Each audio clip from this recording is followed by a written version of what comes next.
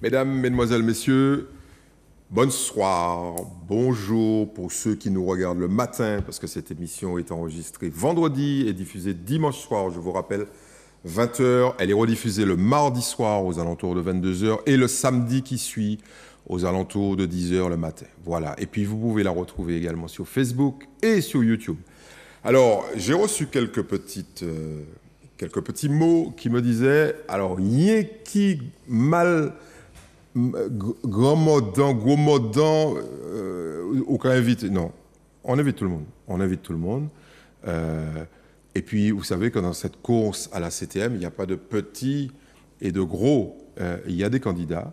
Tout le monde sur la ligne de départ est au même niveau et il y aura probablement des surprises. Alors, dans la liste de ceux qui n'espéraient pas être invités, je plaisante, il y a Guy Ferdinand. Guy Ferdinand, merci d'avoir accepté notre invitation. Ah, merci enfin d'avoir invité un candidat novice à Politiquement Correct. Oui, mais Guy, je vous rappelle que vous avez déjà été invité par moi, oui, il y a quelques années, dans le club sur ATV. Oui, il y a plus de 20 ans. Voilà. Et pour les gens qui s'en souviennent, ils vont retrouver sensiblement le même discours, je crois. Bon, ben, on va essayer. Et puis, ce qui est bien la preuve que vous n'êtes pas si novice que ça, puisque vous êtes déjà dans le paysage audiovisuel, pas politique. Politique, je crois que c'est la première fois, non? Ah, c'est la première. Bon, et ce ne sera probablement pas la dernière fois. Ça, nous verrons au lendemain du 29. Ça, c'est de l'optimisme. Oui. Alors, je rappelle les dates. Parce qu'il y a des gens qui découvrent, notamment en regardant nos émissions, qu'il y a des élections. Oui. Vous savez que les gens ne sont pas branchés élections 24 heures sur 24. Donc, les dates, c'est le 20, dimanche 20 juin. Et ça, c'est pour le premier tour. Et si vous votez en masse pour l'individu que j'ai en face de moi, vous aurez à retourner aux élections le 27 juin, donc le dimanche suivant, pour le second tour. Alors, il y a des optimistes qui disent, de toute façon, nous capons ça au premier tour. Est-ce que vous vous situez dans ce lot-là de gens qui disent, de toute façon, je gagne dès le premier tour? Pour nous, ça serait vraiment un avantage parce qu'on aurait à s'allier avec personne. Il a évité de dire miracle, il a dit un avantage. Non, parce qu'on n'aurait pas de... Tout le monde sait comment ça se passe, tout le monde a vu les dernières élections, tout le monde sait ce qui s'est passé, mais on va parler de l'avenir, pas d'hier. Ouais. Mais pour nous, on arrive à un point aujourd'hui où je crois que les Martiniquais ont besoin de changement. Ils l'affirment dans les micro-trottoirs qu'on a eus, dans les rencontres qu'on a avec les gens. Ils disent, voilà, ça ne peut plus continuer comme ça. S'ils ont envie d'une nouvelle Martinique, et d'une Martinique qui avance, il faut qu'ils fassent le bon choix. Alors, ça, c'est le discours classique. Mais on va rentrer dans le détail. Et puis, on va commencer par vous présenter. Qu'est-ce que vous faites dans la vie, Guy Ferdinand? Je suis père de famille, première fonction, amoureux.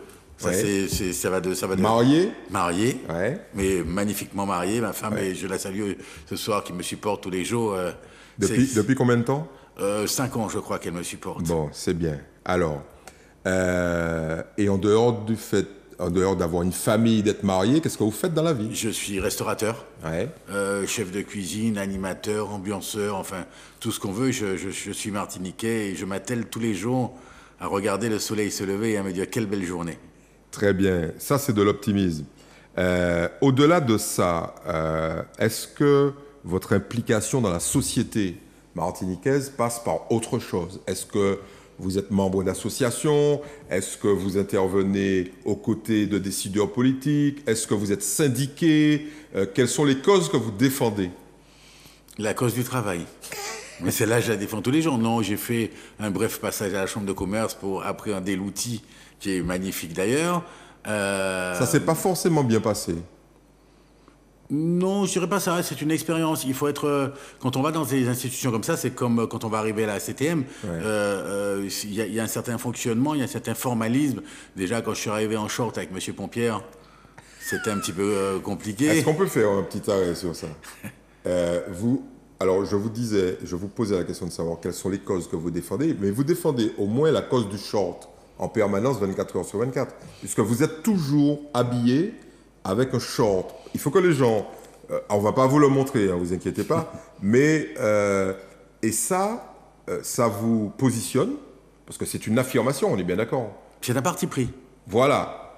C'est un parti pris. Est-ce qu'on a le droit de vous demander pourquoi? Pour quelle raison? Parce que souvent, en Martinique, on va considérer quelqu'un par rapport aux vêtements qu'il porte. S'il porte du Lacoste, du Ralph Lauren, s'il est en pantalon, s'il est en chaussures. Mais tout le monde, S'il a une cravate. Si tout le monde, c'est moun. Alors, est-ce que la tenue vestimentaire décrédibilise la pensée de la personne? Alors Guy, vous avez tendance, et vous l'avez dit, à singulariser la Martinique, mais c'est partout comme ça. Si vous arrivez à la Maison-Blanche avec votre short, Biden va peut-être tiquer, ou le service d'ordre. Dans tous les pays du monde, ce qu'on présente, ce qu'on affirme à travers ses choix vestimentaires, c'est d'abord une affirmation de sa personnalité. En quoi, quelle est la composante de votre personnalité reflétée par le fait de porter un short? C'est affirmer une différence et affirmer une qualité. Quelqu'un qui est en haillon, on va pas forcément aller vers la personne, alors qu'elle peut être intéressante, qu'elle a des choses à dire, etc. On va avoir ce qu'on appelle syndicalement un délit de faciès. Ouais. Voilà. Alors, est-ce qu'il faut être en pantalon pour aller à la CTM et pour être compétent? Moi, ce que je vends en premier, dans ma personnalité, c'est 1, mon savoir-faire, 2, ma compétence et mon appartenance à la Martinique. Et je n'ai aucun problème avec ça. On est bien d'accord que M. Pompier, qui était président de la Chambre de commerce de l'époque, vous a fait des remarques, vous a... Une? Alors, c'était quoi? On peut Non, il m'a fait une remarque très, très gentille. Vous savez, il est très délicat. Il m'a dit, ça serait mieux... Je lui ai dit que je ne suis pas venu à la Chambre de commerce faire un défilé de mode, que je suis venu travailler et que s'il avait des remarques à me faire sur la qualité de mon travail, que je suis tout à fait, qu'elles sont recevables, mais que ma mère ne me dit pas jusqu'à aujourd'hui comment m'habiller, donc que je vais rester très soft avec lui. Mais ça s'est très bien passé, on a fait vraiment du bon boulot. J'ai compris un petit peu comment fonctionnent ces institutions, parce que c'est un maillon important quand même de la vie économique martiniquaise. Alors, vous voulez... on va partir de là. Vous voulez, à votre tour, aller plus loin qu'une représentation dans un organisme public, parapublic, qui était la Chambre de commerce. Vous voulez vous emparer, gentiment, démocratiquement, du pouvoir suprême en Martinique. Parce qu'on est bien d'accord que la CTM est l'organisme public dont les représentants sont démocratiquement élus, qui a le plus de pouvoir, même si elle n'a pas tout le pouvoir, le plus de pouvoir en Martinique. Qui est-ce qui a déclenché ça? Alors je dis bien pas ce qui, mais qui? Est-ce qu'il y a quelqu'un qui est venu vous voir en vous disant « Guy, c'est toi » ? Non. Non, personne n'est venu me voir pour me dire quoi que ce soit. Qu'est-ce qui s'est passé? Quand j'ai vu les annonces des listes, les gens qui avaient sur les listes, le discours des gens qui disaient « on va prendre les mêmes, mais on va faire mieux ». Je suis resté interloqué et je me suis dit « ce n'est pas possible ». On a fait un essai infructueux. On ne peut pas se retrouver avec les constats de la population, pas des politiques, les constats de la problématique de la population aujourd'hui. La population martiniquaise ne peut pas reconduire les mêmes, c'est pas possible. Sinon, on est reparti pour ce coup-ci, c'est 7 ans. Ça durera 7 ans. Donc, on est reparti pour 7 ans, avec les mêmes promesses que nous avons eues il y a 5 ans, de faire mieux. Les mêmes. Et vous n'y croyez pas? Non. Alors, comment expliquez-vous, vous qui êtes au contact de la population, à travers vos restaurants, à travers déjà votre expérience, je me souviens de ces années de jeunesse complètement folles, de terrain, dans les soirées, dans les associations, sur le terrain. Comment vous expliquez qu'une population telle que celle de la Martinique a tendance, alors on a repris les 70 dernières années, a tendance à remettre exactement les mêmes personnes dans un petit club assez fermé d'une dizaine de personnes. Parce qu'on a compté là, conseil général, conseil régional, CTM, il y a 6 noms en l'espace de près de 70 ans. 6 personnes. Comment vous expliquez ça? Mais parce qu'on vote pour des gens, pas pour des programmes. Parce qu'on vote pour Serge Etchimi parce qu'on le connaît, on va voter pour Catherine Conconne parce qu'on l'aime bien, on va voter pour Alfred Marie-Jeanne parce qu'on est encarté au mime, parce que, est-ce que tu te souviens qu'à des époques, Rivière-Pilote, c'était le fief. Ouais. Tu vois, il y avait, ce qu'on appelle aujourd'hui le clan Marie-Jeanne va voter chaque année pour Marie-Jeanne, enfin, chaque fois qu'il va se présenter pour Marie-Jeanne. Quel que soit le contenu du programme, en fait. Mais on fait confiance aux hommes. Mais c'est un peu naturel de faire confiance aux hommes plutôt qu'à un programme dont on... Enfin, déjà, très objectivement, tu connais la réalité. Les gens ne vont pas lire les tonnes de pages de papier glacé, machin, les gens s'en foutent. Parce qu'on en fait des tonnes, il faut peut-être pas en faire des tonnes et puis parler aux gens. Simplement, ils répondent aux attentes des gens. Moi, je veux bien que les politiques fassent des promesses. Alors, après, il y a l'appareil politique, il y a l'appareil lourd de la CTM, il y a 5000 personnes. Ouais.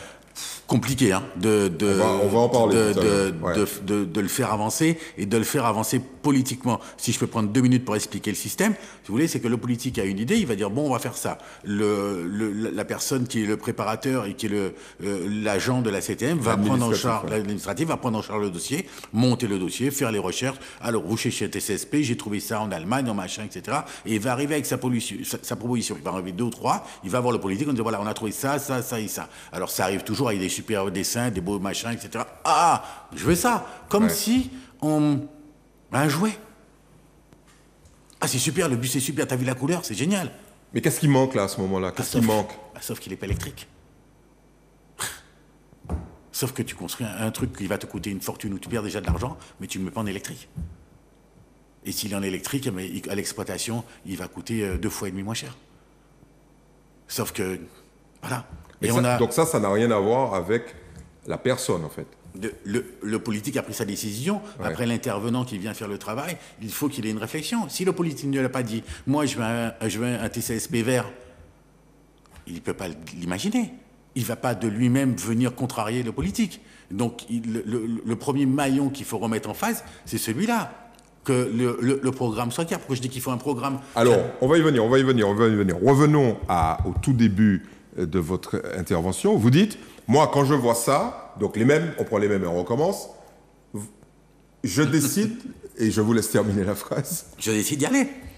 Mais c'est pas possible, ça s'est pas fait... Enfin, j'espère que ça s'est pas fait autour d'un... Parce qu'il y a des gens qui nous ont dit, moi, j'ai rencontré des gens autour d'un punch, machin. J'espère que ça s'est pas fait dans ce cadre-là. Je discute souvent autour d'un poche parce que ça m'éclaire. Mais Ouais. Quand j'ai vu le truc, je me suis dit, mais non, c'est pas possible. J'ai appelé Charlotte Gressier, je lui ai dit, Charlotte, on en avait parlé, est-ce que tu es prête, est-ce que tu peux venir avec moi? Charlotte Gressier, c'est l'ancienne représentante d'Emmanuel Macron. Oui, donc qui avait fait une escarcelle chez En Marche, Ouais. mais je l'ai appelée parce qu'elle a cette volonté politique. 2, elle est martiniquaise, et 3, elle avait déjà une expérience de chez En Marche, de politique, parce que moi, je n'y connais rien du tout. Moi, j'aime bien les casseroles et les tables, les machins, ça, c'est mon domaine. Le reste, je n'y connaissais rien. J'apprends très vite, hein. Ouais. Mais j'avais besoin de quelqu'un qui me dise, mais voilà, à 2, on est meilleur que tout seul. Ouais, j'ai vu d'ailleurs que vous avez recruté la totalité de la famille. Hein, parce Oui. qu'il y a Charlotte, il y a sa maman, c'est ça, son Non, mais père. qu'on dise pas, moi j'ai recruté de la moitié de la mienne. Pareil. C'est comme ça qu'on fait une liste, en fait. On a pris 60 personnes Ouais. qui s'engagent à faire avancer la Martinique. On n'a pas été chercher des maires, puisqu'ils étaient déjà sur toutes les autres listes. Ouais, c'est vrai. On n'a pas appelé à zéro, on n'a pas besoin de Fonchou. Ouais. On n'a pas... C'est parti. Non, mais C'est parti.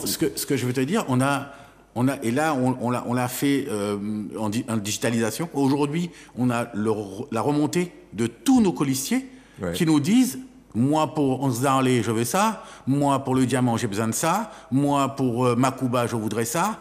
Et on va avoir dans une semaine un canevas des besoins. Est-ce que c'est pas une juxtaposition de revendications locales, alors que le rôle de la CTM, c'est quand même un truc transversal pour l'ensemble de la Martinique? On reviendra sur le programme, mais bon, il y a quand même un risque. C'est un truc. Je veux une piscine pour Makuba, je veux un ponton pour les Onces d'Arlay. Est-ce que c'est pas risqué, ça? Quel est le rôle de la CTM aujourd'hui? Donc c'est le papa et la maman de chaque Martiniquais. Personne ne fait plus rien dans ce pays-là sans la CTM. C'est une vérité? Quoi? C'est pas sympa pour les gens qui sont dans les communautés d'agglomération et qui se débrouillent au quotidien. De quoi? Mais la moitié des trucs sont cofinancés. Tu sais les montages. Il dit arrête tes blagues. C'est une partie l'État, une partie la CTM, une partie, enfin 3 quarts les fonds européens et 1 quart le PCI. Donc on ne peut pas se passer de la CTM en fait. Mais c'est le papa, tu as besoin. Hier, il y a un jeune qui nous dit il n'y a pas d'aide au permis. Ou pas qu'à aller ramasser des mangos pour vendre des mangos pour payer le permis là. Donc la CTM va payer ton permis? Non, la CTM va te payer ton permis. Parce que tu as une offre d'emploi qui dit qu'il faut que tu aies un permis. Quand tu as eu l'offre d'emploi, tu es gentil, tu me rembourses l'avance. On va revenir sur ça, qui est une des particularités de votre programme, c'est « Je ne donnerai rien sans contrôle ». C'est bien ça? Le budget, il faut qu'on soit d'accord, il faut que les Martiniquais entendent ça. Le budget, c'est 1,3 milliard. Multiplié par 7, ça fait un paquet d'argent. Hein. Ça fait plus de 9 milliards d'euros. 9 milliards d'euros de fonds. Avec 9 milliards, on change. Non, tu blagues, ce n'est pas 9 milliards que tu vas avoir. Puisque j'ai un petit peu regardé les publications qui sont, vous pouvez aller vérifier, hein, les chiffres qui sont sur le site de la CTM, regardez exécutif, compte rendu de telle journée. Donc 14 millions investis, sur lesquels la CTM, elle, a mis 300 000 euros. Le reste sont FEADER, FEDER. Donc c'est 9 milliards plus un paquet d'argent venant d'ailleurs. Le triple. Ouais. Chaque année. Enfin, je veux bien que les gens qui sont au financement... Mais c'est intéressant pour les gens qui nous écoutent. Chaque année, je pense que c'est 8 milliards. Bon, stop. Qu'on investit. Alors, l'idée principale, là, c'est que tu prends ta décision. En fait, tu appelles des amis, on va dire ça comme ça. Mais est-ce qu'à un moment donné, tu as douté? Je ne doute pas. Je ne doute pas. Je suis entrepreneur, je ne doute pas. J'ai pas je réfléchis après. Ça désole ma femme, mais je réfléchis après. Y compris en politique? Oui. Mais est-ce que le risque, c'est pas de laisser sur le carreau un certain nombre de gens qui se seront investis, qui se sont donnés à fond pendant ces quelques jours, parce qu'il reste pas un temps infini avant le 20, hein, en moins d'un mois aujourd'hui. Est-ce que le risque, c'est pas de les décevoir? J'ai pris une décision. Donc, en ce qui concerne moi, mon engagement, je n'ai aucun doute, aucun remords, rien. Les gens qui sont venus avec nous sur la liste, ils vont nous emmener du grain à moudre. Ils vont pas l'emmener pour nous. Oui, pour eux-mêmes. Ils vont l'emmener pour eux-mêmes. Ouais. C'est bien ce que je te dis, tu vois, qu'ils changent dans la démarche. Les gens vont emmener pour nous-mêmes. Si tu nous dis que tu habites les Anses d'Arlé et que tu trouves que ça, là, c'est essentiel, on va aller vérifier, c'est essentiel. Si tu nous dis que vous avez besoin de ça et que ça sert à ça, voilà à quoi on va servir. Ça veut dire en clair que tu as une personne par commune? Ah, on a plus que ça. Et puis on a des classes sociales différentes. On a quasiment des métiers différents. On a des jeunes, on a des lycéens. Qu'est-ce que je vais te dire? Ça fait combien de temps qu'on a quitté le lycée? Qu'est-ce qu'on va aller savoir? Qu'est-ce qu'il faut pour les lycéens? Si le lycéen ne nous dit pas, voilà ce que je vais faire. Voilà ce que je veux. Voilà pourquoi mon lycée il est pas là. Pourquoi il n'y a pas ça? Pourquoi je mange mal? Pourquoi ceci? Pourquoi cela? Si tu le sais pas, comment tu fais? Donc tu fais une politique de lycée. Donc tu vas les voir arriver, ils sont là en cravate, machin et tout. Oui, on va faire une politique pour les lycéens, on va mettre la fibre, et la fibre, il va à 200 mètres du lycée, mais t'es pas capable de raccorder. Enfin, faut arrêter les blagues, quoi. Alors, ce discours, qui est un discours, on va dire, alternatif, pour être gentil, hein, et à mon avis souvent radical, il vient d'où? Est-ce que tu as trempé d'une manière ou d'une autre dans un milieu où on faisait de la politique? Non. Jamais. Pas familial, rien, même pas engagé à la GEM étudiant. Même à l'école, j'étais pas, même au lycée Chelcher, j'étais pas au bureau des élèves avec Rémi. Bon, alors on a quand même fait des petites recherches, hein. Guy, tu nous connais. Oui. On s'est dit que tu avais quand même rencontré des gens, pas forcément des politiciens, mais des gens du pouvoir, on va dire, notamment du pouvoir économique, et tu étais assez proche. Quand tu intervenais dans tes multiples activités en France, de Louis Vuitton, Mouette Hennessy. Je dis une connerie si je dis ça? Non. Et est-ce que le fait de fréquenter ou d'avoir des amis dans des cercles de pouvoir importants, ça peut aussi déclencher des choses? Non, je me souviens à Paris qu'on avait fait une présentation. Je me souviens, c'était pour l'épargne des gens qui retournaient dans l'économie. Je me souviens plus ce que c'était, mais j'avais fait une présentation de ça, effectivement, réinvestir l'épargne des Martiniquais dans l'économie. Il y avait. Ça donne envie, non, à un moment donné, de franchir le Rubicon. Quand on amène une solution, quand on amène une valeur ajoutée, c'est ça aujourd'hui que j'amène. Moi, j'amène mon savoir-faire, mon savoir-être, mon savoir-travailler. Et dire aux gens, voilà, alors il y a plusieurs manières de se sortir. Soit on t'emmène la béquée, soit tu vas cueillir des mangos. C'est deux façons de voir différentes. Donc oui, quand j'ai fait la chambre de commerce, bien sûr, et je vois cet argent, je me dis, mais pas possible. Nous, dans nos entreprises, et j'ai cette culture de chef d'entreprise, chaque euro, on va l'optimiser. On va l'optimiser.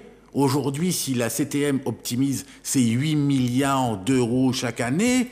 Est-ce que tu peux nous expliquer ce que ça veut dire optimiser? Parce que là, j'ai des amis qui sont à Sainte-Marie ou dans la campagne de Saint-Esprit. Tu m'écris les gens de Sainte-Marie parce qu'ils savent pas. Ils n'ont pas de Robert à Sainte-Marie. Non, les gens, les gens m'appellent et ils me disent, c'est comme tous les gens que je reçois qui me parlent de Facebook, d'Internet, etc.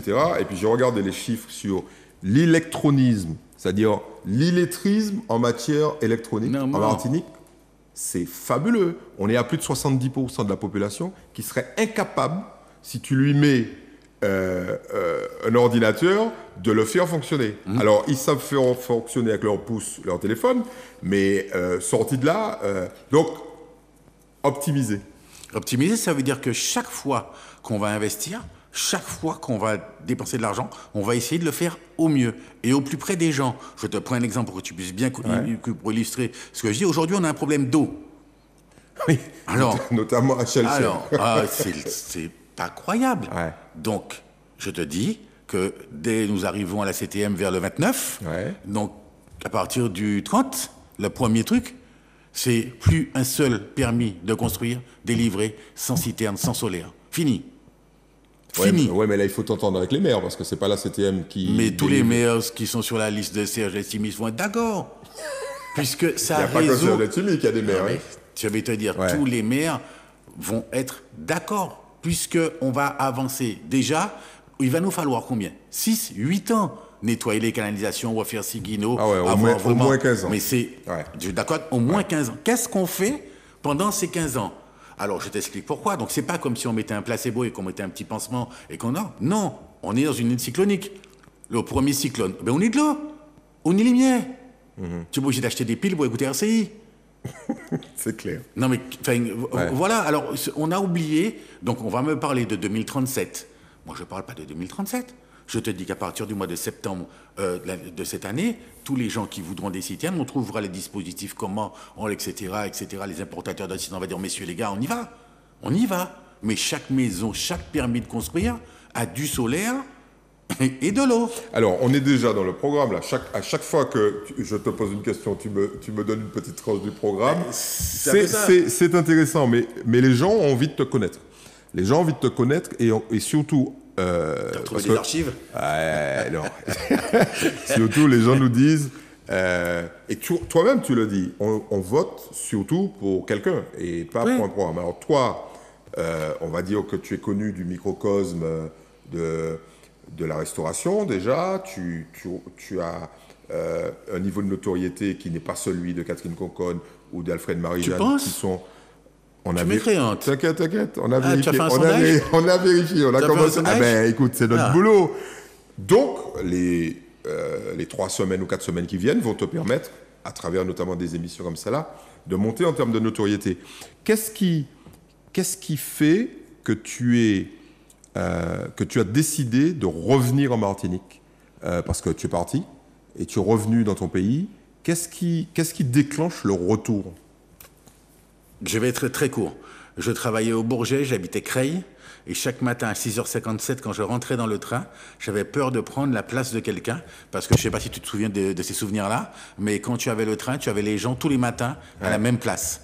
Et moi, je suis resté debout pendant, je crois, 6 ou 8 mois, parce que j'avais peur de prendre la place de quelqu'un. Et je rentrais dans un modèle, si tu veux, qui ne me convenait pas. Les gens se mettaient en tête de wagon pour descendre en premier, pour prendre la correspondance du métro. Il fallait surtout pas louper sa correspondance. Exactement. Donc voilà. Métro, là, boulot, dodo, en fait. Et là, je me voyais rentrer dans un truc qui... Le métier que j'avais était super, hein, vraiment. J'étais dans l'aviation d'affaires au Bourget, c'était vraiment magnifique. Vraiment. C'est là qu'on rencontre des gens intéressants. Ah, aussi. Mais ce que je veux te dire, c'était... voilà. Et puis, je suis rentré en pleine conscience en me disant, super, je vais retrouver en Martinique, j'ai été voir ailleurs, j'ai voyagé, j'ai vu plein de choses, je reviens avec mon expérience et je vais profiter, moi, de mon expérience pour faire quelque chose, et puis si je peux, faire profiter mes Martiniquais. Donc j'ai fait plein de choses. Hein. J'ai galéré, j'ai dormi sur les transats du Méridien, parce que la navette avait raté la navette de minuit et demi, à l'époque où il y avait des navettes à minuit et demi. Mais, Il y en avait à l'époque. Alors, dis-nous un petit peu c'est quoi ces galères, c'est quoi en fait La navette est partie à minuit et demi, j'avais trop de doutes. Je n'ai pas entré à pied. C'est clair, tu vas pas faire le tour. Mais non, tu dormais. Yann Bonplaisir n'avait pas encore proposé de faire un pont qui passe au-dessus de la baie. Non. Oui, en 2015, il a proposé ça. Non. Donc je dormais sur les transats du Méridien, je rentrais chez moi à la première navette 5h15, j'allais prendre une douche et je retournais au travail à midi. Ouais. Voilà, j'ai vendu des glaces, j'ai vendu des cartes postales, Tour de la Martinique chez SDC en vendant des cartes postales. T'imagines combien de cartes postales il fallait vendre pour manger? Ouais. Voilà, je les ai vendues. Hein. Et ça fait un homme.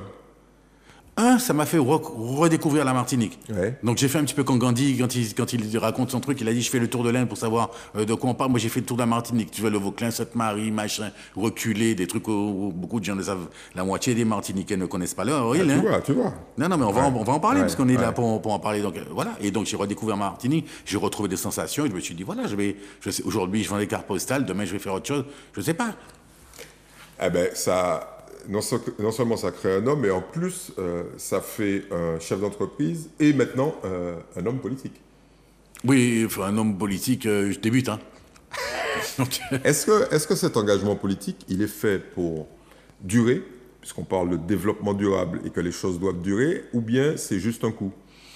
Pour l'instant, je vais être honnête, non. Là, on y va parce que l'échéance est à 7 ans et que on pense vraiment qu'on peut apporter des idées. Si jamais on n'est pas élu au premier tour, on s'engage à donner l'ensemble de notre programme aux personnes qui seront élues. Et s'il y a des idées dedans qui leur paraissent pertinentes, ils peuvent les mettre en application sans même dire que c'est nous. Ça ne nous gênera pas du tout à partir du moment où elles vont servir aux Martiniquais.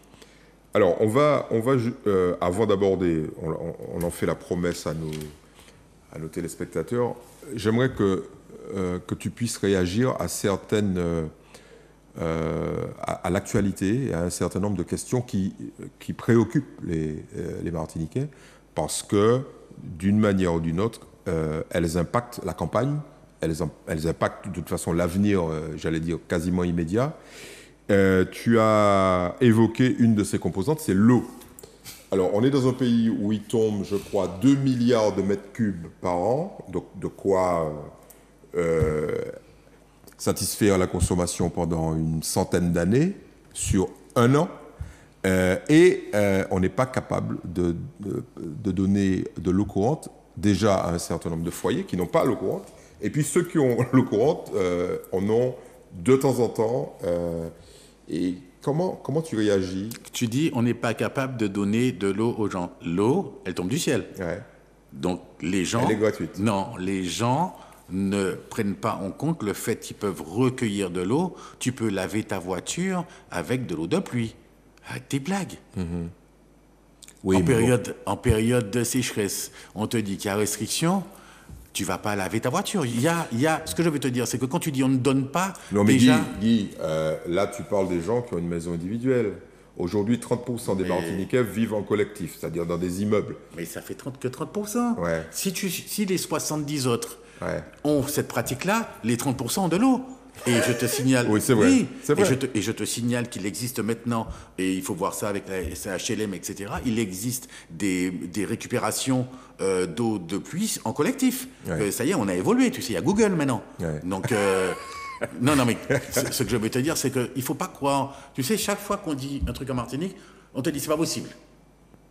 Ouais. Alors, tu tapes Google, machin et tout, tu appelles en Australie, tu dis OK, le gars, il te livre sur place. Ouais. On a 8 milliards par an. Où est notre problème? Où est notre problème? On ne les met pas au bon endroit.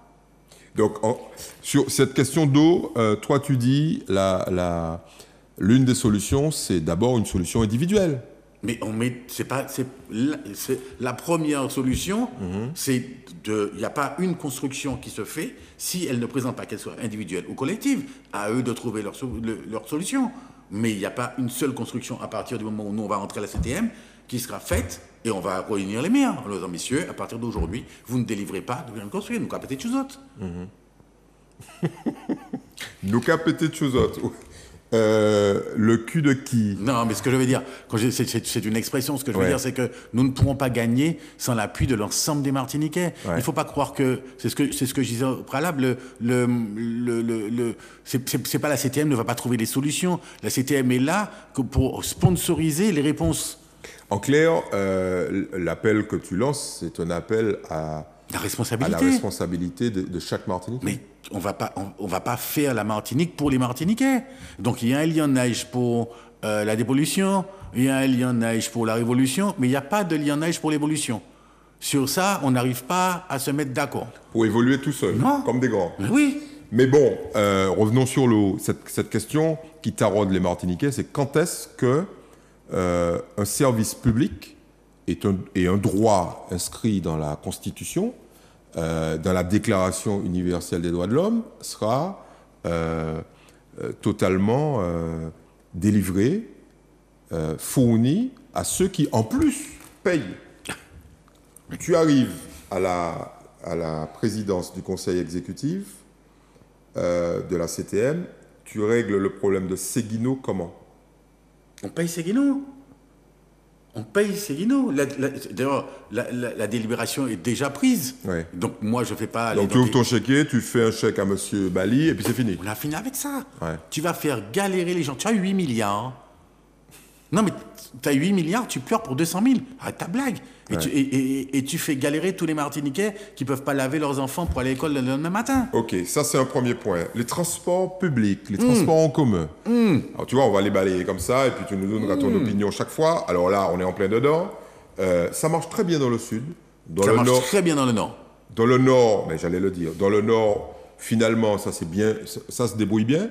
Qu'est-ce qui fait que à Fort-de-France, enfin on va dire dans la CACEM, Fort-de-France, Lamentin, Schellcher, Saint-Joseph, on galère autant. Qu'est-ce qui se passe? Je pense que deux choses. C'est une délégation de service public, on est bien d'accord. Délégation de service public, on peut exiger de la personne qui l'a, qu'elle instaure un service minimum.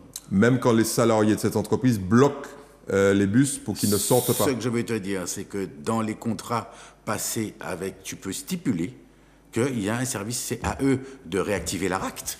Il y avait on a travaillé, tu te souviens, sur des trucs comme ça, sur le dialogue social.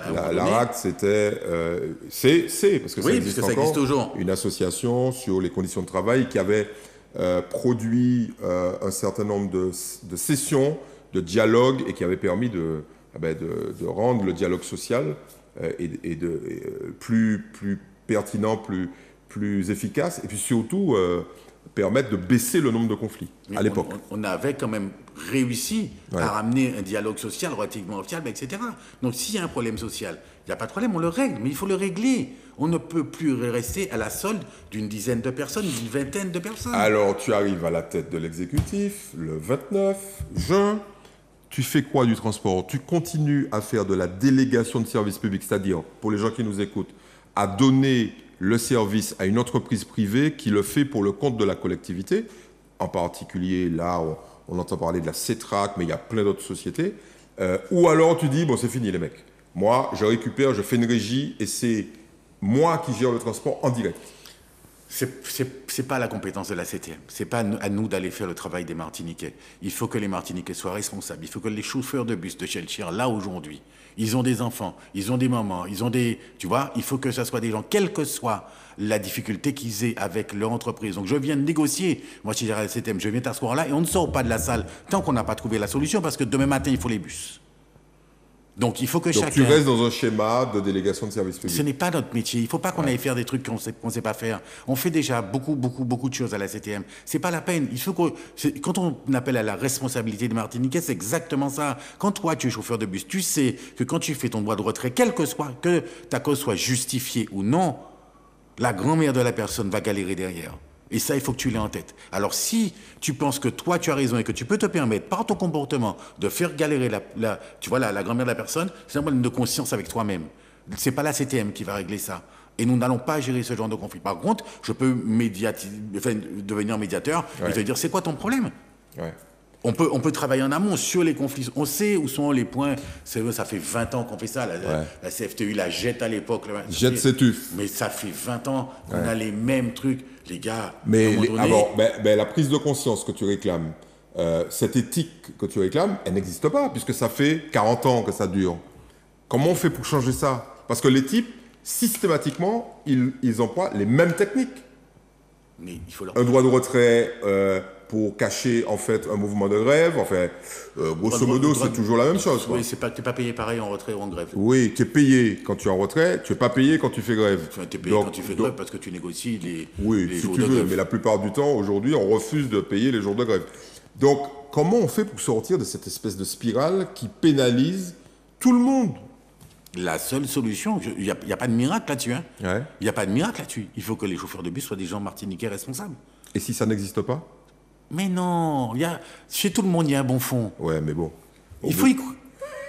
On n'a pas... C'est pas un peu naïf, ça, de croire qu'il y a un bon fond partout? Il suffit de 2% de chauffeurs pour bloquer un système. Hein. Il y a un bon fond partout. Et il faut trouver comment tu vas faire ressusciter ce bon fond-là. C'est quoi? Un problème d'argent? Un problème de quoi? Un problème de compétences? C'est quoi le problème? Si vous avez un problème d'argent, on discute d'argent. Et si c'est un problème politique? Mais c'est quoi le problème politique? Tu as une délégation, tu fais ce que tu veux.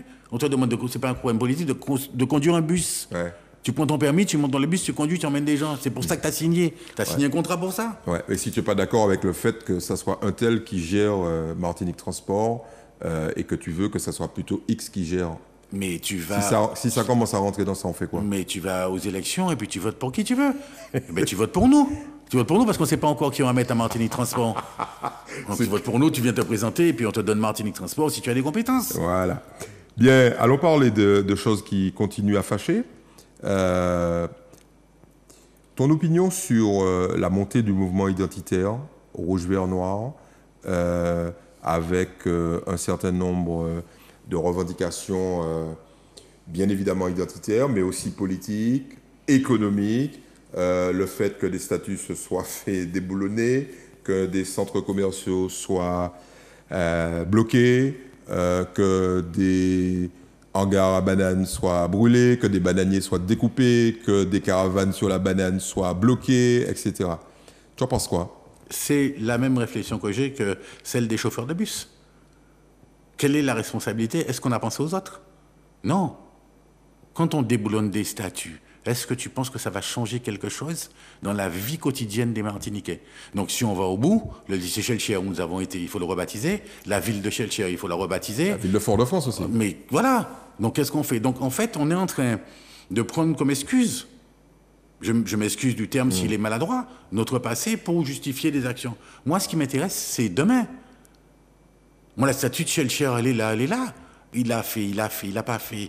Peu importe. Regarde où je suis aujourd'hui. Je suis à un point A aujourd'hui, j'ai besoin d'aller au point B. Donc j'avance. Ouais. Alors ça vient d'où? Ça vient de l'injustice du chlordécone, ok. Vous avez vu le procès du sang contaminé qui est sensiblement la même chose. Ils ont mis 20-30 ans. Donc dans 20-30 ans, voilà. Donc mettre l'État devant ses responsabilités par rapport à ça, régler les problèmes. Je te dis ça parce que ça découle du chlordécone. Ben, c'est clair. Qu'est-ce qu'on fait? On est dans cette espèce de jeu permanent qui a été initié par le scandale du chlordécone, mais sur le fond, il y a quand même d'autres questions. Lesquelles? Ben, prenons celle du vivre ensemble. La tarte à la crème. Les Indiens, les Syro-Libanais, les Békés, les mulattes, les métis. Attends, laisse-moi égrener, puisqu'il y a une hypocrisie globale dans ce pays. Il n'y a pas de couleur, il n'y a pas de communauté, etc. Les Noirs, les Blancs, etc. Toi, ta vision des choses sur cette espèce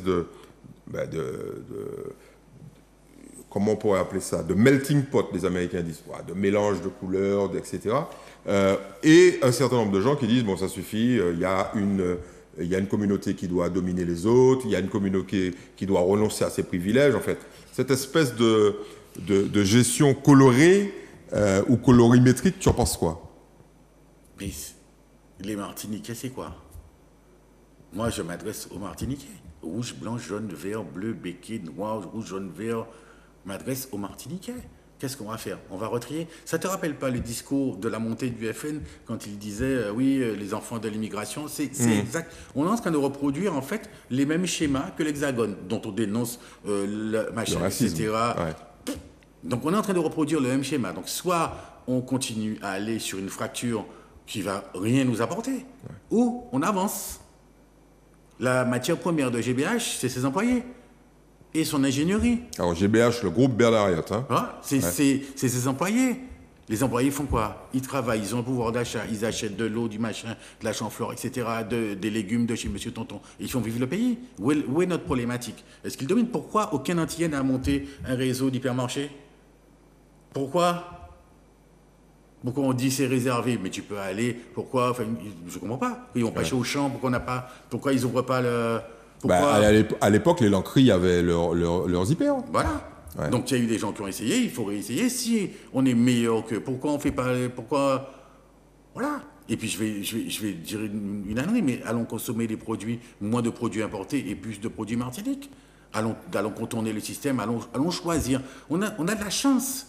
On a vraiment de la chance parce qu'on peut choisir comment vivre en Martinique. On n'est que 340 000, je crois. On a 1080 km². C'est l'Eldorado. Ouais, c'est un paradis, en fait. Mais Est-ce que c'est pas une façon un peu facile, je dirais, je me fais l'avocat du diable, de balayer les problèmes en disant, bon, écoutez, vous êtes sur un paradis, on n'est pas trop nombreux, on a des ressources, allons vivre bien. Est-ce qu'il n'y a pas des problématiques qui méritent d'être analysées? Allons analyser les problématiques, allons apporter des réponses claires aux problématiques. Vous voulez parler de quoi? Le chlordécone. Ok, les gars, qu'est-ce qu'on fait? On assigne l'État, point terminé. Chaque ministre qui vient. Vous voulez faire une action? La prochaine fois que le président de la République vient, on envahit la piste. On l'empêche de se poser. On a fini avec ça. On fait la une de TF1, on va juste dire que nous, Kamachi chlordécone Bayango, pour y comprendre que, voilà, et il va nous parler. On a des sénateurs, des députés, donc Serge Chimi a fait l'enquête parlementaire sur le chlordécone. Elle est où? On m'a dit qu'elle a rangé, on l'a rangé, puis on ne fait plus rien. Mais jamais je l'ai entendu réinterpeller le ministre, ni Catherine qu'on connaît au Sénat, je ne l'ai pas entendu non plus dire au ministre, excusez-moi, qu'est-ce qu'on fait pour nous? Bah, tu n'étais pas devant ta télé, parce que ça a eu lieu quand même. Pas de manière récurrente, mais ça a eu lieu. Mais de manière récurrente. Ouais. Il faut que chaque fois qu'un ministre arrive ici, on l'accueille à bras ouverts. On lui dit, voilà, il arrive avec ses propositions, tu sais comment ils font, voilà, on va faire ça pour vous, un nouvel hôpital. On va enlever les sargasses sous 48 heures. Voilà. Et puis, tout le monde lui fait la bise, on lui accueille, on donne 2 ponches, et puis on le remet là. Personne ne lui dit, mais au paquet parti. Donc, nous pas régler le problème tard. Mesdames, messieurs, vous avez là probablement le profil Tu as renoncé à l'anarchisme quand même. C'est ce que je veux te dire. Si on veut régler des problèmes, il faut les régler. Mais je suis contre la violence. J'ai toujours été contre la violence. Mon exemple, c'est un petit peu, j'ai visité l'Afrique du Sud. Donc j'ai bien vu le combat de Mandela, etc. Tu vois, qui est 27 ans de prison, voilà, l'abnégation pour ne pas que les gens se déchirent après, etc. Qui restera un exemple pour moi. Donc ça ne s'est pas fait sans violence, un nombre de gens qui sont morts, etc. Donc on est vraiment dans un autre schéma ici. On a la chance d'être dans notre schéma. À nous d'apporter des solutions à notre schéma. Qu'est-ce qu'on fait? Je te pose la question. Donc on a des clercs coordonnés. On commence à répertorier où, quoi, comment, etc. Qu'est-ce qu'on en fait pendant qu'on attaque l'État? Rien. On fait rien. On ne plante pas de fleurs. On ne fait pas du hors-sol. On n'en fait rien. Il faut qu'on attende que la CTM... Alors j'ai eu Franck heureusement... J'ai dit, mais Franck, ok, il y a 94, je ne sais pas combien de millions qui sont donnés pour le plan... Oui, 94 millions. Mais allons planter des roses. On importe des roses tous les jours. La rose, ça coûte combien? Une rose, ça doit coûter entre 8 et 10 euros. Allons faire quelque chose pendant qu'on attaque l'État et qu'on demande réparation, justice, etc., ce qui est normal. Mais on ne peut pas rester là avec un tiers de nos terres vides. Ouais. Ça n'a pas de sens. Ça, c'est le pragmatisme de Guy Ferdinand. On va rentrer, après ce survol un peu rapide, effectivement, je l'avoue, de la situation, puisqu'il y aurait bien d'autres problématiques à identifier et à évoquer. Allons rentrer dans le cœur du programme de ta liste. Alors, est-ce que tu peux nous rappeler déjà comment elle s'appelle? La Martinique avance. Alors, qu'est-ce que tu penses de ça? Il y a un des candidats qui a fait une analyse sur les 14 listes. Il y en a 12 qui comportent dans leur dans leur titre. Martinique, j'ai entendu. Le mot Martinique, tu as entendu ça? Oui. Tu en penses quoi? Parce qu'ils disaient, bon, ok, vous êtes bien gentils les mecs, Martinique, Martinique, Martinique, mais quand je fais l'analyse de ce que vous faites une fois arrivé au pouvoir, donc ils ne parlaient pas de toi, hein, Non, une c'était fois pas arrivé dedans. au pouvoir, c'est que la Martinique, vous l'oubliez. C'est le reproche principal de tous les électeurs. Ouais. C'est aujourd'hui, c'est pour ça que nous on y va. C'est une des choses qui m'a décidé. On a dit la Martinique avance, donc on a repris un slogan qui existait déjà, mais qui n'avait pas été vraiment mené à bout. Donc nous on va essayer de le mener à bout. Donc nous on va dire aux gens, mais elle avance pas. Quand on dit elle avance, c'est que chaque Martiniquais s'engage à avancer. Mais est-ce qu'ils t'ont dit oui? Enfin, on verra ça le jour du vote, mais globalement, les gens que tu rencontres, est-ce qu'ils te disent, ben, on est d'accord, quoi. Il y a de l'empathie, de la sympathie pour ce mouvement, ça c'est clair, parce que j'ai passé 2-3 coups de fil en disant « Ouais, monsieur Kafamba équipe bien, etc. » Mais est-ce que ça va se traduire, selon toi, en vote? Alors, je ne parle pas des votes pour votre liste, je parle de la participation. Non, je crois que au niveau participation, on ne va pas faire d'écart plus que ça, parce que les gens sont déçus, fatigués, et puis ils sont résignés. Parce que quel que soit le lendemain, il y a là. Ben, nous allons, nous conservateurs, ou les conservateurs qui sont les nous faire, nous allons bien. Ouais, nous allons débrouiller. Moi, pas ni de l'eau, quand il voisin. Ouais. Allô chérie, tu as de l'eau chez toi, j'allais chercher des bidons. Tu vois, on a ce réseau, ce système, ce machin, etc. qui est là. Qui nous a permis de tenir quand même depuis 4 siècles. On s'est pris la montagne pelée sur la tête. 30 000 morts. On n'a pas eu des subventions après 1902 de l'État français pour qu'on remette le pays en ordre. Hein. La résilience martiniquaise est quand même relativement inscrite. Donc ce que tu décris là, ça date pas de 2021. Hein. Mais non, mais on est comme ça. Ouais. Donc, Mais les gens votaient avant. Même en étant comme ça, ils votaient. Qu'est-ce qui fait qu'ils ne votent plus? Ils ne voient pas aujourd'hui le changement. Ils ne voient pas dans leur quotidien l'amélioration. Combien de Martiniquais ont pris le TCSP? Combien? Les gens de Sainte-Marie prennent le TCSP? Tu en parlais tout à l'heure. Ouais. Sans décrier Sainte-Marie. mais ils n'ont pas vu l'outil, ils ne voient pas la pertinence de l'outil. On a travaillé sur des ramifications, etc. depuis 15 jours, tu vois, sur Oui, ce qu'on pourrait faire. il y a un débat là. Donc, il y a un débat sur quoi? Il y a un débat. Il y a des gens qui sont invités à donner leur avis depuis 2 mois. La CTM a organisé des rencontres. Donc les gens donnent leur avis sur l'extension du TCSP dans le nord, à l'est et dans le sud. Tu veux qu'on en parle? Ça te fait sourire. Est-ce que tu veux qu'on en parle Ah ben, on en sérieusement? parle, on en parle. Pareil, la même chose que le chauffeur de bus et que les autres. Nous, on a fait un comptage sur le pont de l'aéroport. On a fait un comptage, on s'est aperçu que sur l'heure où on est resté, 95% des gens sont seuls dans leur voiture. Oui, ça c'est clair. Donc, j'appelle les Martiniquais, je dis que nous arrivons à la CTM le 29, nous officialisons, je prends la première société qui est, comment on appelle le truc là, CA by machin là, les gens, l'intelligence service là qui est en bas, qui est Ruyanas des Proches. Je trouve les 3 petits gars qui sont là, qui sont très très bien sur la NTIC, etc. Et je nous fais un Blablacar qui va venir doubler. Alors, allons expliquer un petit peu. Le Blablacar. Le Blablacar, je pars de Grand-Rivière. Je rentre, j'ai l'application Blablacar sur mon téléphone dans la voiture. Ouais. Je clique, je pars. J'arrive, j'allume en vert. D'accord, Tissonson est sur la route en haut à Grand-Rivière, il a besoin d'arriver au Lorrain, il dit moi je vais au Lorrain, je suis là. Il a 5 étoiles sur son profil, je m'arrête, je le fais monter dans ma voiture. Le dernier modèle de Jaguar, je lui dis bien qu'il reste ses pieds avant de salir mon fauteuil en cuir. Excellent. Et je le dépose au Lorrain. En fait, alors pour que les gens comprennent bien, tu transformes chaque Martiniquais en chauffeur de taxi. C'est ça? Mais en véhicule. Ouais. Ils ont un véhicule, c'est vrai. Mais ils sont seuls. Ouais. Et je les rémunère. Quand tu vas arriver à Fort-de-France, tu aurais gagné 15 €, ça paye ton essence. Qui est-ce qui les rémunère? Tu payes ton transport, comme tu aurais payé Martinique Transport. Ouais. Martinique Transport va passer dans 1 heure. Quelqu'un te prend avant au même tarif que Martinique Transport, je paye la personne qui te transporte. Ouais. C'est vrai que ce système existe déjà en Europe, aux États-Unis, dans le monde entier. Mais on ne va pas aller refaire des routes partout pour 130 000 voitures et dépenser 80 millions. On a d'autres priorités. Donc il faut que les Martiniquais, est-ce qu'ils sont prêts à ouvrir la porte des voitures? Je te donne le meilleur de ce système. Ouais. Quand j'arrive sur les RN5 ou sur les grosses voies, je mets un portique comme les autoroutes métropolitaines. Et tu payes? Quand je suis en Blablacar, j'ai une voie réservée, donc j'ai la voie du TCSP et j'ai la voie du covoiturage. Donc tu crées encore des... Non, je prends une des deux voies et je la mets en covoiturage. Le truc s'affiche, tu passes sous le portique. Si tu es bon, tu es bon. Si tu es en covoiturage, c'est bon, tu passes là. Si tu n'es pas en covoiturage, tu prends 135 € d'amende. Donc en fait, tu es en train d'annoncer à tous ceux qui nous regardent que les choses vont vraiment bouger en fait. Mais s'ils veulent, est-ce que... s'ils veulent, ils traduisent comment leur volonté là? En votant pour vous? Est-ce que, un, en votant pour nous, et deux, est-ce que demain, on n'est pas encore élu, est-ce que demain, tu te dis que tu es prêt à mettre quelqu'un dans ta voiture qui va au même endroit que toi? Ça a bien changé, hein, parce qu'à l'époque, le stop était très répandu en Martinique. Ouais. Et depuis que... Mais tout le monde n'allait pas chez Porsche. Hein. Oui, non, mais bon, on ne vend pas tant de Porsche que ça. Je vais te donner le chiffre. Il y a environ une vingtaine de Porsche qui sont vendus chaque année. Donc, c'est pas la Porsche. Ce que je veux dire, c'est qu'on connaît l'attachement du Martiniquais à sa voiture. Oui, mais il n'y a pas que ça. Est-ce que la montée de la violence, est-ce que la montée des incivilités n'a pas fait réfléchir le Martiniquais qui se barricade dans sa voiture et qui dit, mon Dieu, avec la montée de l'insécurité, je ne vais pas mettre quelqu'un dans ma voiture. L'avantage du Blablacar, c'est que, tu sais, c'est comme Uber, tu as une notation.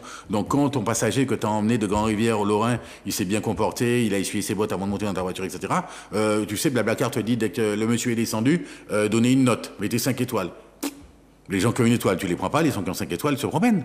Mais en faisant ça, on résout le problème du transport. Deuxième petite astuce, on doit voir là les entreprises, le MEDEF, le machin et tout. Et la deuxième idée qu'on a eue, décaler les horaires. Alors allons-y, allons rentrer dans le détail parce que c'est une vraie innovation et personne d'autre n'en parle. Mais tu peux pas... On va pas... Regarde l'autoroute, ce qu'on appelle l'autoroute aujourd'hui. Qu'est-ce qu'on fait? On va exproprier les gens des zones pour faire quoi? 2 voies de plus? C'est quoi? C'est Miami? Blague. Qu'est-ce qu'on fait? On fait quoi? On décale les horaires. Pourquoi toutes les écoles rentrent à 8 h? Il y en a qui rentrent à 7 h, il y en a qui rentrent à 9 h. Les entreprises, combien de salariés arrivent à 7 h? Combien de salariés arrivent à 8 h? Combien de salariés arrivent à 9 h? Et après, ça s'appelle la modulation de temps de travail. Aucun problème. Ça se gère. Vu le flux, on prend la Lézarde. Je te prends un exemple précis pour que tu puisses bien visualiser ce que tu dis. Zone de la Lézarde. On prend la zone de la Lézarde, qui a des problématiques de sortie de zone, de machin, etc. Tout le monde rentre en même temps, tout le monde sort en même temps. Au même endroit. Impossible. Voilà. Donc, qu'est-ce qu'on fait? On appelle les entreprises. Est-ce que vous pensez, dans votre organisation d'entreprise, est-ce qu'on pourrait décaler d'une demi-heure un tel? Est-ce que vous avez besoin vraiment de tout le monde à la même heure? Si vous nous lâchez un tiers, s'il y a un tiers qui rentre plus tard, on a solutionné un tiers du problème. Il y a un tiers de voitures en moins. Oui. Mais est-ce que c'est le job de la CTM? Est-ce que ça, c'est pas des idées qui sont généreuses, qui sont en plus très intelligentes, mais qui sont des idées livrées à la société? Ou est-ce que c'est le job de la CTM de faire le boulot à la place des Martiniquais? Mais on est en train de faire le schéma, le scrim, je sais pas quoi, le schéma il y a tellement de raccourcis. Donc le schéma de route martiniquaise, je sais pas trop quoi. Mais dans le schéma de route perse, je n'ai pas vu ça, non? J'ai vu qu'on va changer les ronds-points, que ceci, que cela, qu'on va manger. On va faire sous les ronds-points, on va faire des passages soit en haut, soit en bas. Oui, non, qu'on va faire un aqueduc au-dessus de Fond-la-Haye, et on parle pas de maritime, on parle pas de ferry, on parle pas de blague. Mais est-ce que tout ça, ça te scandalise?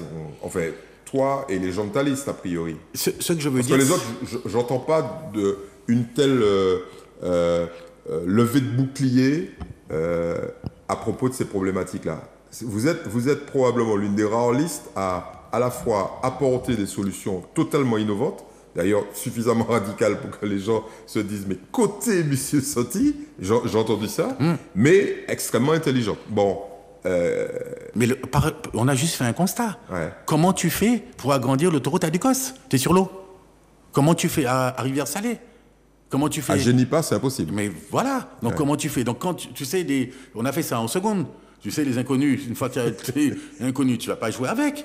C'est comme ça, le truc est comme ça. Donc comment tu fais? On fait un ferry, les gars. J'ai été à Royan, ça marche partout ailleurs. Pourquoi on fait pas ça ici? Ça fait 40 ans qu'on parle de ça. Le ferry, c'est 47 millions. En clair, pour les gens qui nous écoutent, tu mets un bateau sur lequel les voitures montent, et puis tu les emmènes directement à Rivière-Salée ou aux Trois-Îlets. Mais comme ça se fait partout. Et je fais les deux. Je fais un nord, un sud. C'est 45 millions. Allez, 90 millions, ça me fait, avec les frais, machin, etc., 120 millions. J'ai 8 milliards. Alors sur les 8 milliards, on reviendra parce que c'est peut-être pas autant, mais en tout cas, est-ce que derrière tout ça, tu penses que tu as les gens qu'il faut? Là, on va parler on va continuer sur le programme. Tu as les gens qu'il faut parmi tes 64 colistiers pour gérer tout ça, parce que rappelons aux gens que quand vous arrivez, vous avez la majorité, donc minimum 26 colistiers qui sont élus. Il y en a 9 qui montent au gouvernement, entre guillemets, donc au conseil exécutif, dont 3, je présume. Pas forcément. Pas forcément. Bon. Je rêve pas de pouvoir. Hein. Ouais, parce que tu pourras pas gérer tes restaurants en même temps, à mon avis, Non. tellement il y a du boulot. Mais bon, il y a 9 personnes qui montent gérer. Et est-ce que tu as tous ces gens-là? Est-ce qu'il y en a qui sont déjà prêts à consacrer du temps, de l'énergie? Ce que je t'expliquais tout à l'heure, ce n'est pas Serge Letchimy qui a fait le TCSP.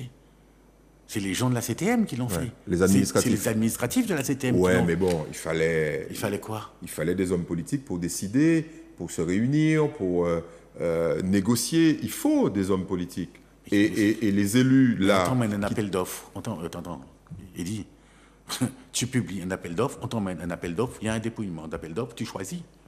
Tu as la solution, l'ingénierie technique, c'est pas toi. Toi, tu emmènes une idée.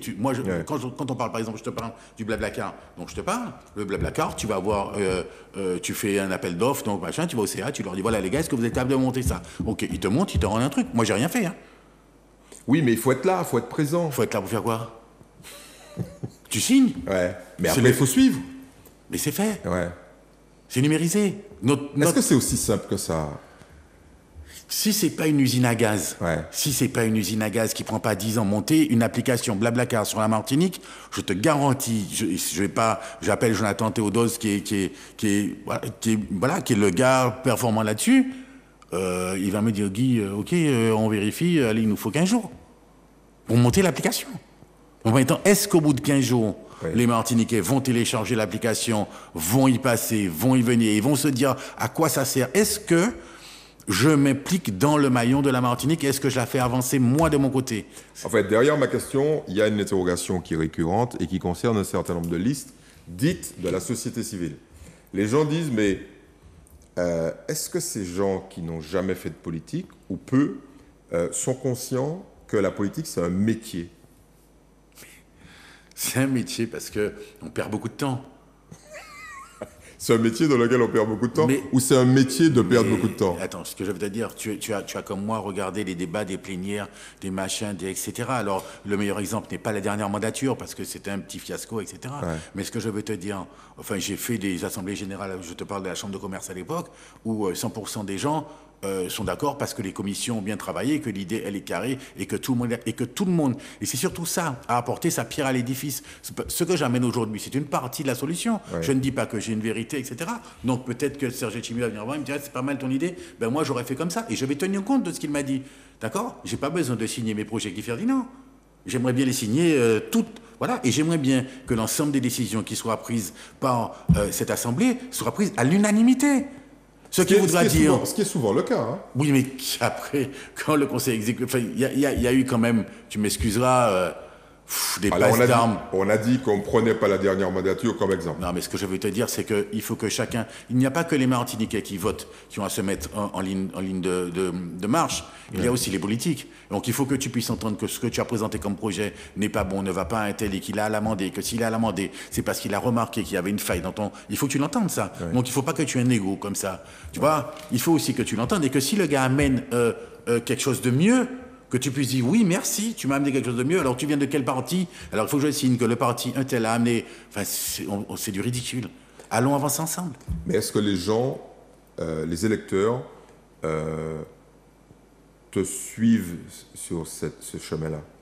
Parce qu'on a l'impression de tourner en rond. Et d'ailleurs, tu dénonçais le fait que les gens votent toujours pour les mêmes. Et ce constat, il est tout à fait objectif. Mais parce qu'on n'était pas encore là. Parce qu'on n'était pas encore arrivé. Non, parce qu'on n'était pas encore arrivé. Aujourd'hui, ils ont une autre ouverture. Mais ils ont le choix.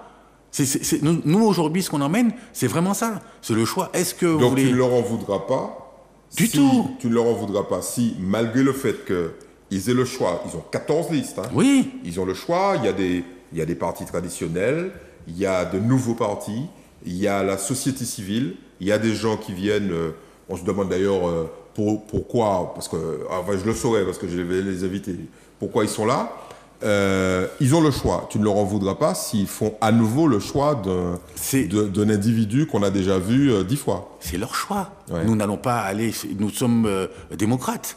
Ouais. Donc, nous, à la sortie des urnes, il y aura le résultat des urnes. Mais s'ils font un mauvais choix, il ne faudra pas qu'ils s'étonnent dans 3 ans de n'avoir toujours pas d'eau à Chalcher. Il faut pas que, voilà, je veux te dire, c'est qu'on ne peut pas avoir on peut pas se plaindre de quelque chose sans jamais y amener des solutions drastiques. Des changements. Ça fait, je sais pas, les camions, ça fait 20 ans qu'on en parle, le transport maritime, personne, c'est 45 millions, c'est une bagatelle. Ouais. Sur le budget de la 7e, c'est une bagatelle. La fameuse barge qui emmène les camions. Quels camions? On ne met pas les camions sur l'eau, les camions vont prendre l'eau, il n'y a aucun camionneur, mais on transporte le sable. Ouais. On ne met pas le camion sur une barge. Non. Donc, qu'est-ce qu'on va expliquer aux transporteurs? Venez, on fait une SEM, machin, etc. Exactement la même chose qu'ils ont fait avec les taxis collectifs sur Martinique Transport. Ouais. Ça a marché pour Martinique Transport. Donc, celui-là, il a son bus machin. Quand son bus est en panne, il va prendre chez l'autre qui est à côté. Il a fallu 20 ans pour qu'on mette les transporteurs d'accord. Donc, il va nous falloir beaucoup moins de temps. Non, mais ce que je veux te dire... Minimum 10 ans pour les transporteurs. Si nous arrivons... Ce qui est important pour les transporteurs, c'est qu'ils aient le même revenu. On parle bien, il faut parler de appeler un chat, qu'ils aient le même revenu. Donc je te descends le sable à Fort-de-France, tu viens le prendre. Donc tu as 10 km en moins, ton camion s'use moins. Ouais. Donc je te garantis ton revenu parce que je te mets actionnaire de la barge, etc. Ce que tu veux, un truc carré, propre, lisible, que tu puisses voir, digitalisé. J'ai fini. J'ai réglé 2 problèmes. J'ai réglé la pollution sur toutes les communes du Nord, j'ai réglé tous les embouteillages le matin, machin, j'ai réglé Saint-Pierre, et tout le monde est content. Et ça, la raison de la non-retenue de cette solution, quelle est-elle? Pourquoi on ne l'a pas fait? Mais c'est des électeurs, les camionneurs. C'est des électeurs, c'est du BTP, c'est ceci. On va pas les... Voilà, il n'y a pas d'argument. Non, faut pas les vacher. S'il bloque la Martinique, tu comprends, les portateurs de camions aussi, il va vendre moins de camions. Okay. Comment il va vendre moins de camions? C'est très bien. Bon, comment on fait? Mais est-ce que tous ces intérêts-là ne vont pas se mettre la main dans la main pour éviter que... On a déjà vu ça, hein. On l'a déjà vu. Pour éviter que ton programme puisse se réaliser. Est-ce que tu ne crois pas qu'aujourd'hui, les Martiniquais ont envie d'améliorer leur quotidien? Et on le voit comment qu'ils ont envie, parce que moi, je ne les vois pas. Hein. Sauf de temps en temps, ça bouge un peu, mais comme tu disais tout à l'heure, ils sont résignés, ils sont fatigués, ils sont parce déçus. Parce que tu fréquentes que la zone Cassem. Non, pas du tout. Tu sais, moi, je vais partout, et il n'y a pas de...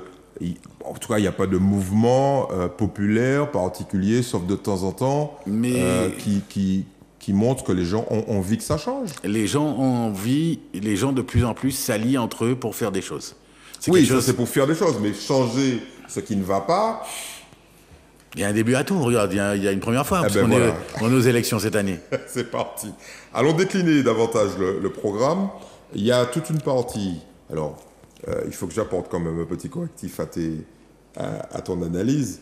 À peu près 80% du budget de la CTM est déjà, on va dire, fléché, pour que les gens comprennent bien, vers l'aide sociale, vers les salaires. Il y a 4500 personnes dont il faut payer les salaires chaque mois, et puis toutes les aides déjà, on va dire, budgétisées. Il reste une petite partie. On dit que ça évolue entre 200 et 400 millions, ce qui fait pas beaucoup. Ah bon? Non mais attends. Ce qui fait pas beaucoup, mais on va dire que on n'a pas 1,3 milliard à dépenser dans l'investissement. Hein, je parle de l'investissement. Attachons-nous à ce qui fait l'essentiel du budget, c'est-à-dire l'aide sociale. Le RSA, l'aide aux personnes âgées, la petite enfance, les PMI, etc., etc. Tout cet argent-là, je crois qu'on est né à près de 600 millions d'euros au total. Tu fais quoi quand tu arrives? Tu continues le système, tu modernises, parce que ça touche des dizaines de milliers de personnes en Martinique. Je modernise. Je digitalise. Alors, ce que tu me disais tout à l'heure, c'est que 70% ne savent pas utiliser, par exemple, un ordinateur. Donc là, on a du boulot. Donc là, il va falloir qu'on leur dise, mais tout le monde a un téléphone. Aujourd'hui, le fil conducteur de la Martinique, c'est Facebook. Sinon, Snapchat, machin, Instagram, etc. Donc, la télémédicalisation, ça c'est jouable. Le RSA, on a une petite idée. Tu veux qu'on développe? Eh ben oui, on a le temps. Alors, on est là pour ça. Non, alors on a une petite idée. Alors, elle n'est pas funky, mais je vais t'expliquer un petit peu à quoi on a pensé. C'est pas tellement à moi que tu expliques, c'est à tes électeurs potentiels. Je vais t'expliquer à toi parce que tu es lecteur, tu vas avoir à mettre aussi un bulletin dans l'urne. Oui. Donc il faut que tu fasses le bon choix. J'espère. donc le RSA est présent sur toutes les communes. Donc les gens sont répertoriés par commune. Oui. Nos éleveurs nous font remonter que le prix de ce qu'ils payent aujourd'hui des produits intrants constitue 40% du prix de vente de ce qu'ils produisent. Ils débêtent, mais bêtes. Hein. Je mets un camion à Grand-Rivière et tout ce qui tombe des arbres, je le fais ramasser. Je paye les gens en plus. Je les donne aux éleveurs. Ça va représenter 20%. Je diminue le prix de 20%.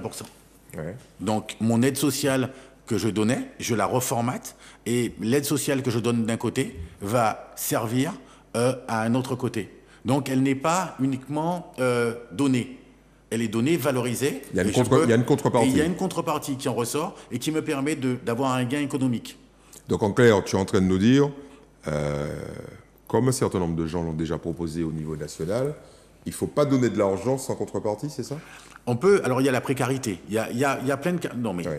Attends, on s'adresse aux maires, on s'adresse aux communes. On sait, il y a des CCAS, il y a un certain nombre d'associations qui sont en place où on sait ce qu'on peut faire. Quels sont les gens qui ont envie d'y venir? Quels sont les gens qui n'ont pas envie d'y venir ou qui ne peuvent pas physiquement? Donc, on est d'accord que ce n'est pas obligatoire, en fait. On ne va pas obliger les gens à venir. On va dire, voilà une solution. C'est ce que je te disais. Ouais. Le volontariat, il est Martin. Est-ce que tu veux que sortir de chez toi, de ta télé, venez nous donner un coup de main et puis nous avoir des chilolan agneaux qui bouclent la fait.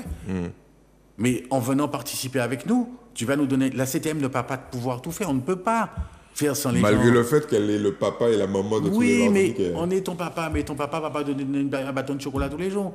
Il va te dire, va ramasser 2 mangos d'abord. Et puis, tu vois, il y avait toujours... C'est dans nos gènes, ouais. Cet échange. Donc, effectivement, l'aide sociale, on l'a fait.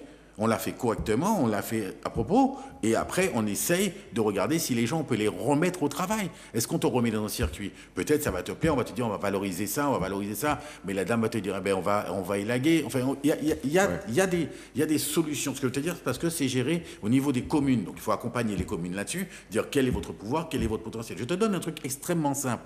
Je suis chez moi, j'ai un pied de mango qui tombe, je tape un numéro de téléphone, clique, je géolocalise, ça tombe, voilà.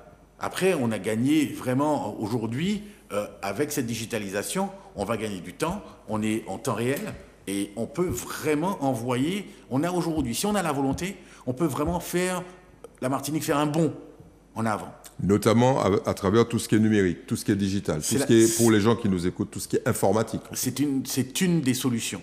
Ouais. Combien de personnes tu ne vas pas sortir de chez elles pour les envoyer à l'hôpital ? Donc, tu mets un écran, une caméra, une adresse IP, etc. La personne se connecte, tu lui montres, c'est du tactile. Enfin, voilà. La caméra se branche quand elle appuie sur le... tu vois, on peut... Et on peut faire des rendez-vous. Ça s'est fait pendant le Covid, d'ailleurs. Des rendez-vous via la visio. Mais le Covid va nous servir. Ouais. Parce qu'il y a un paquet d'expériences de télétravail, de machin et tout. Tu parlais du transport, mais on a fait du télétravail. Quel volume, quand on va parler avec le MEDEF, quel volume de télétravail vous pouvez... La Lézarde, combien vous pouvez mettre en télétravail ? Au lieu que les gens se déplacent, ils restent travailler chez eux. Tu vois, et ce que je veux dire, c'est... il faut observer la Martinique. Il faut l'observer naïvement. Alors, c'est peut-être très simpliste, très naïf. Ce ne sont que des idées. Après, il y a les mises en œuvre. Et j'imagine que la mise en œuvre, c'est pas rien. C'est pas rédichasse bottable. Hein. Non, mais je crois qu'il y a une vraie volonté des gens... moi, j'ai eu l'expérience à la Chambre. Les techniciens sur lesquels je suis tombé sont des gars qui sont compétents, qui sont hyper compétents. Après, il faut de poser une question. On ne pose pas 20 millions de questions. Les gars, ils ont une idée comme ça. Ah, mais t'as pas qu'à s'en moins. Alors, on va changer parce que t'as. Ah, mais pas ni pied bois là. Mais non, mon gars. Le gars, c'est un professionnel. Il t'a rendu un truc. Voilà. T'es pas designer. Ouais. Le politique doit rester à sa place, en fait. Il est là pour amener l'idée. Il est là pour amener la solution. Voilà. Alors, allons aborder, parce que là, j'essaie de canaliser un peu les choses, allons aborder de manière très libre des idées ou des innovations qui sont dans ton programme et dont tu aimerais parler. On a des idées de fous.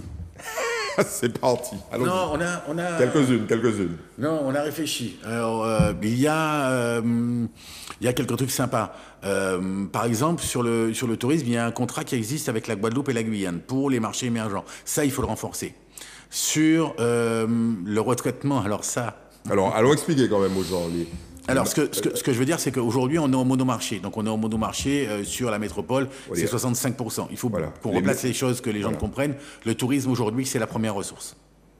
C'est notre première ressource. On n'a pas, pour l'instant, tant qu'on n'aura pas de pétrole, c'est mort. Donc, il faut... on a vu l'effet de l'ouverture de Norvégienne, on a vu le travail que Muriel Whittor a fait à New York. On va peut-être avoir JetBlue là, au mois de novembre. On va réouvrir cette partie qui a très très bien marché. Seulement, quand tu vas aux États-Unis, à Montréal, ça te coûte une blinde. Ouais. Donc, qu'est-ce qu'on fait? On y va avec la Guadeloupe. Faut arrêter.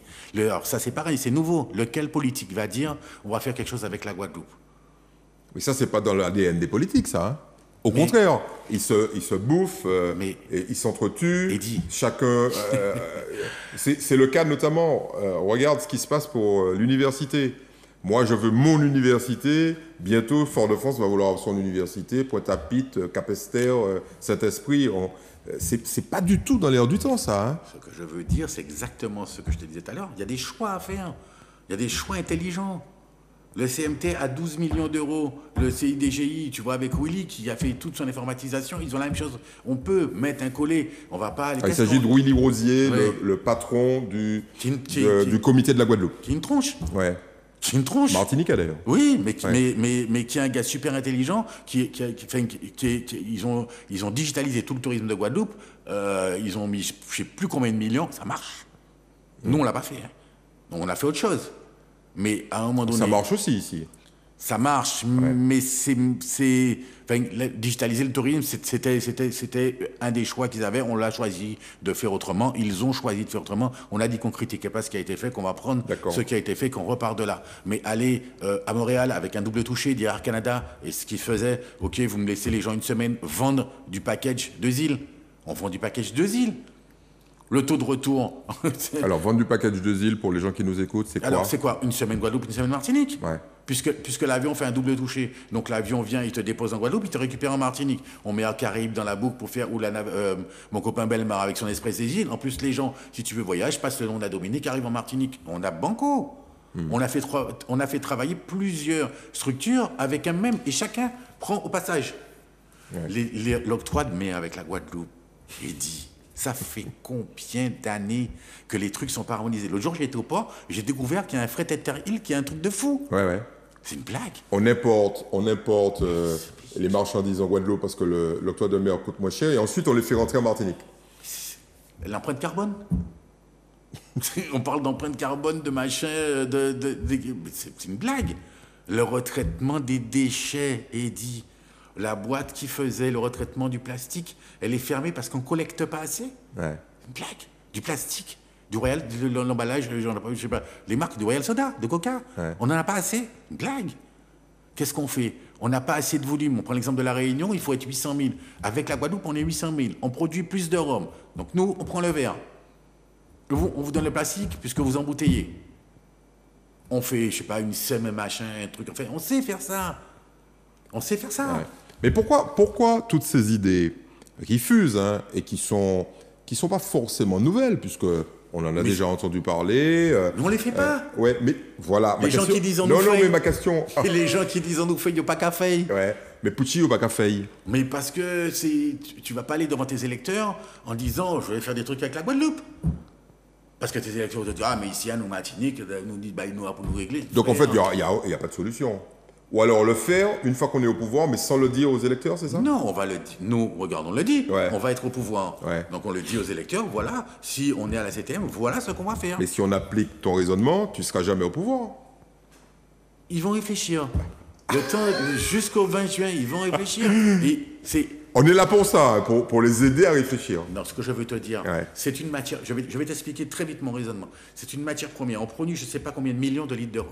On importe chaque année X millions de litres de bouteilles vides. Ouais. On sait combien on produit. Tu sais, on a fait Oui, parce économie. qu'une grande partie de ces bouteilles, de toute façon, sont exportées. Donc elles ne restent pas ici. Ce que je veux te dire, on fait rentrer des billes de verre, mais ça c'est l'économie, tu as déjà le marché. Tu dis au Romier, voilà, nous allons produire, tu fais la filière, tu fais les jeunes, donc tu as le CAP Véry, le machin, le truc. Pareil pour la Guadeloupe, fait son CAP recyclage, etc. Et on crée une filière, c'est pas rien. Et on sait qu'à vie, on va produire du rhum. C'est comme si on produisait des cercueils. Donc on fait une filière de production de bouteilles. Mais c'est pas comme si on n'avait pas le marché. Ouais.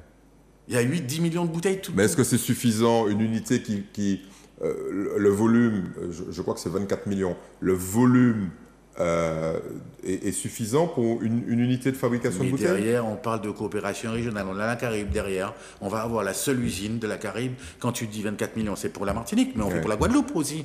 Ouais. On fait pour la Guadeloupe, on fait pour Marie-Galante. On fait un truc et on fait une Pour scène de Sainte-Lucie, îles. pour Sainte-Lucie, pour Barbade, etc.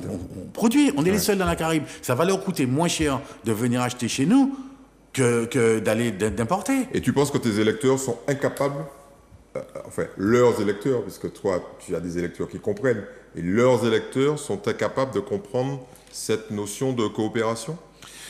Il ne l'explique pas comme ça. Je pense que dans la méthodologie, il faut dire qu'on a de la matière première. Aujourd'hui, les rebuts, Ouais. notre collecte est une matière première et peut devenir un produit économique. Je te donne un exemple. À La Réunion, le distributeur de bière, je sais pas, c'est la Dodo, je crois, les gens mettent les bouteilles sur leur palier et il y a un service de ramassage de bouteilles Qui sont réutilisés. qui sont réutilisés. Ça marche, ils sont 800 000. Nous, avec les deux îles, on est 800 000. Ouais. Donc, il y a des contraintes comme ça, il y a des dossiers comme ça, où on ne peut pas réfléchir tout seul. Il faut réfléchir comment ils disent, en transversal. Oui, ils emploient souvent le terme. Est-ce qu'il y a d'autres idées qui sont suffisamment révolutionnaires pour intéresser nos téléspectateurs et qui pourraient changer la donne? Il y a deux trucs qu'on pourrait aborder. J'aimerais bien qu'on aborde une chose, puisqu'on parlait de tourisme, etc., de recettes, etc. Il y avait un truc qui s'appelle la taxe de séjour, tu sais, qui est dédiée au tourisme, etc., qui est collectée donc par les hôtels et des fois reversée ou pas aux communes. J'aime bien Ah, le mais- des fois. Ah, mais c'est pas ça. Ouais. Aujourd'hui, avec l'arrivée de Airbnb, etc., cette taxe est plus ou moins opaque sur la chambre que tu loues à X, Y, Z. Ouais, rappelons quand même que près de 70% des touristes qui arrivent en Martinique, on parle des touristes de séjour, hein, pas des croisiéristes, ne vont pas à l'hôtel.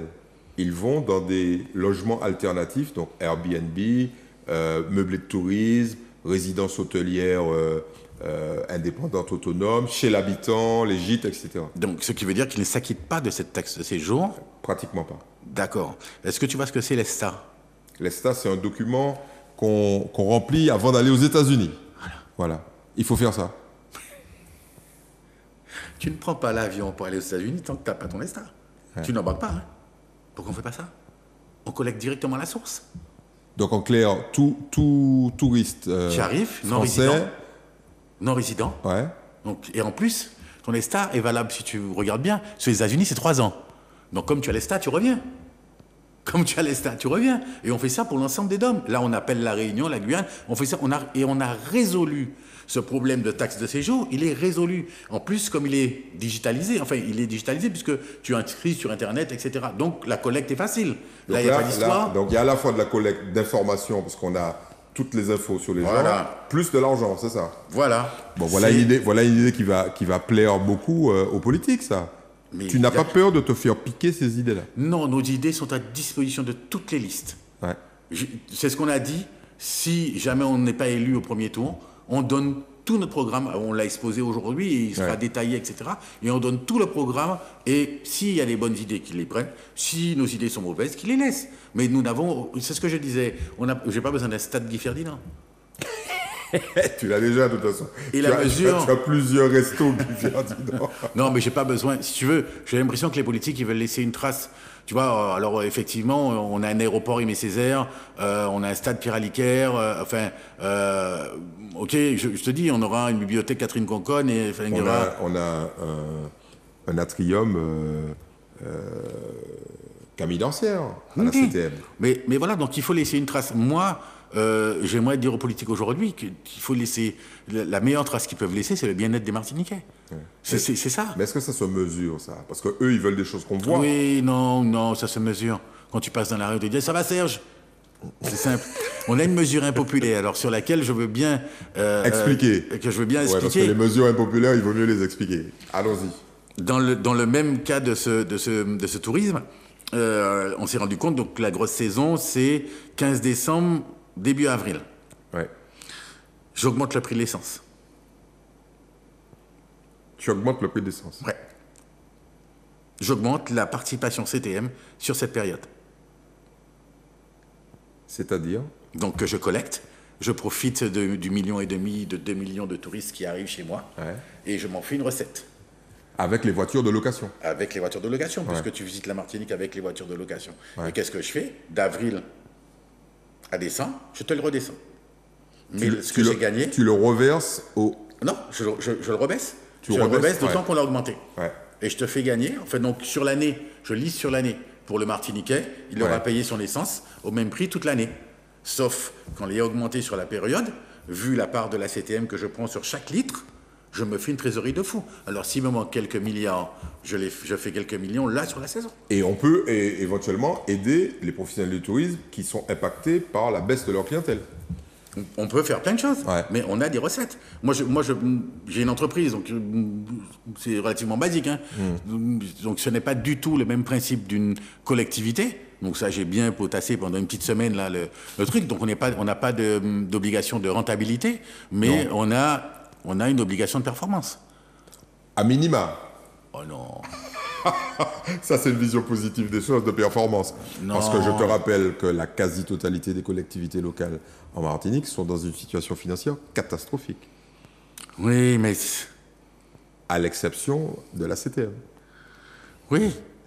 Mais ça, c'est des vases communicants de bilan, de machin. Ça dépend où on affecte tout, tu sais. Nous, on fait des bilans depuis 20 ans. C'est pas un jeu d'écriture, attention. Hein. Bon, bref. Changeons de sujet. Alors...